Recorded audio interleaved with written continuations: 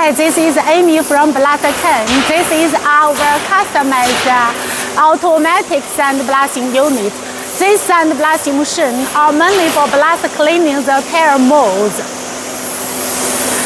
The inside of the blasting chamber with two units, sandblasting nozzle, sandblasting guns.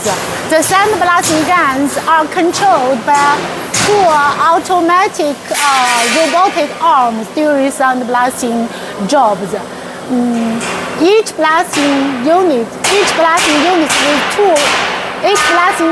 with two blasting guns, which controlled by servo motor.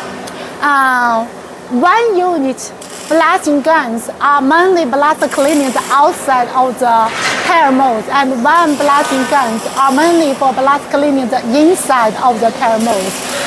The two units blasting guns can do both top surfaces of the tire mold blasting jobs.